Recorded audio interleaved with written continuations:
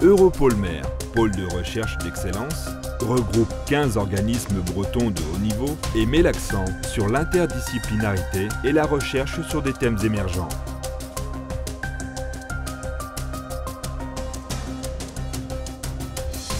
Europolmer a pour principal objectif d'augmenter et d'améliorer la visibilité de la recherche française dans le domaine de la mer et du littoral au niveau national, européen et international.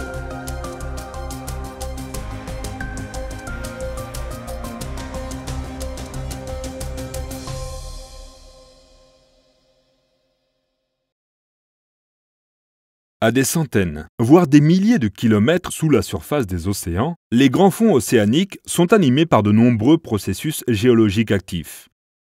Aujourd'hui, ils sont encore mal connus et leur étude nécessite de relever des défis technologiques pour les prélèvements et mesures.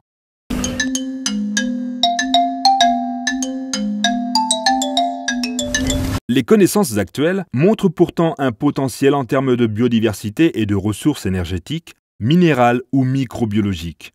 La compréhension de ces écosystèmes implique une approche géobiologique, prenant en compte les interactions entre les roches, l'eau de mer et les organismes marins. En raison de l'excellence et de la complémentarité des équipes de recherche du Finistère dans les géosciences marines et la microbiologie des milieux extrêmes, l'Institut universitaire européen de la mer et l'IFREMER se sont associés au sein d'Europolmer pour développer et approfondir ces thématiques. Pour ce faire, Europolmer a constitué une équipe jeune, dynamique et internationale autour d'Olivier Rouxel, chercheur français reconnu mondialement pour ses travaux sur les isotopes des métaux. Nous avons différents thèmes de recherche. Ces thèmes-là recoupent tous la géochimie des métaux. Donc le premier thème, qui est le thème phare finalement du pôle brestois, c'est les systèmes hydrothermaux et la formation des dépôts métallifères sur le plancher océanique. Notre deuxième thématique, elle, se situe d'un point de vue finalement un peu plus global dans les océans, de regarder la chimie des métaux dans les océans, de regarder les différentes sources des métaux dans les océans, que ce soit une source qui peut être par exemple atmosphérique, une source qui peut être par exemple issue des circulations chaudes sur le fond océanique avec les fumeurs noires, ou des sources que l'on appelle benthiques, qui proviennent des sédiments océaniques, et par des processus biogéochimiques, on va avoir potentiellement une mobilisation des métaux, des sédiments, et qui vont passer dans la colonne d'eau. Et le troisième thème constitue l'étude des environnements de subsurface, que l'on étudie grâce à l'utilisation de navires océanographiques de forage. Et donc il s'agit de comprendre le lien entre l'altération des roches volcaniques, par exemple, et l'activité biologique. Pour commencer leurs travaux, les chercheurs se sont lancés dans l'exploitation des grands fonds marins. L'objectif, rapporter des échantillons de roches dont les isotopes de métaux et métalloïdes seront analysés. Les isotopes des métaux sont des atomes d'un même métal ayant des masses différentes.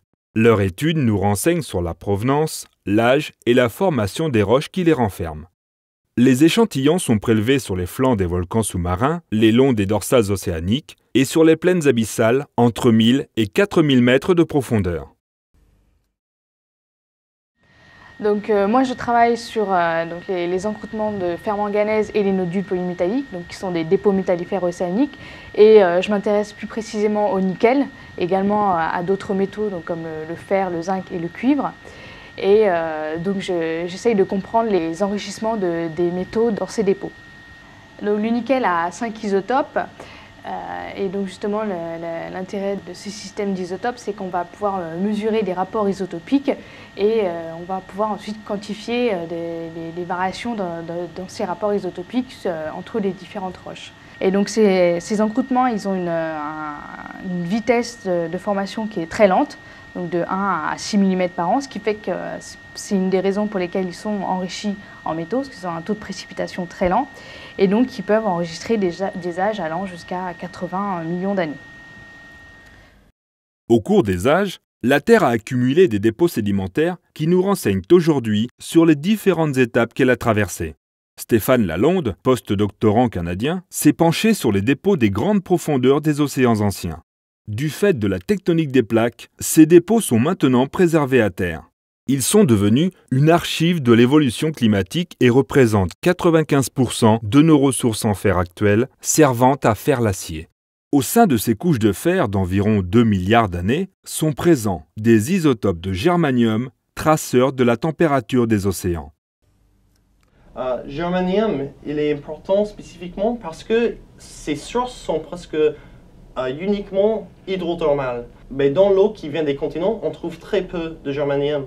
Par contre, dans des eaux hydrothermales, des sources profondes, ils sont très enrichis en germanium. Et voilà une histoire du germanium qu'on trouve dans des dépôts de fer rubané depuis 4 milliards d'années jusqu'à 0,5 milliards d'années. Et ça, c'est une échelle logarithmique. Et on voit une décroissance de germanium qui est préservée dans les dépôts de fer rubané qu'on attribue à refroidissement de la Terre et un taux d'hydrothermalisme décroissant pendant l'histoire géologique des océans. Les premières évidences pour la température de l'eau sur l'ancienne planète, ça venait des isotopes d'oxygène. C'est un paléothermomètre qui travaille un petit peu différent et c'était très controversial parce que ça nous montre à 3 milliards d'années des températures environ 80 degrés Celsius pour l'eau de mer. Ça c'est très chaud et c'est un peu choquant par rapport au climat qu'on pense est possible pour une planète sans devenir Vénus. Il y a environ 2 milliards d'années, au Précambrien, la Terre a connu un événement majeur dans son histoire. L'oxygène est apparu. Il est à l'origine de toute la vie que nous connaissons de nos jours, et aucune trace morphologique de la vie d'avant n'est apparue jusqu'à nous. Les scientifiques souhaitent donc reconstituer le profil chimique des micro-organismes anciens grâce à l'étude des isotopes. Pour ce faire, ils vont étudier les micro-organismes qui vivent de nos jours dans des conditions similaires, à côté des sources hydrothermales sous-marines. Ils chercheront ensuite à repérer les traces chimiques que les organismes anciens ont pu laisser dans les roches. Donc mon sujet de thèse, c'est le traçage isotopique des cycles biogéochimiques du soufre et du fer en contexte hydrothermal du bassin de Güemes.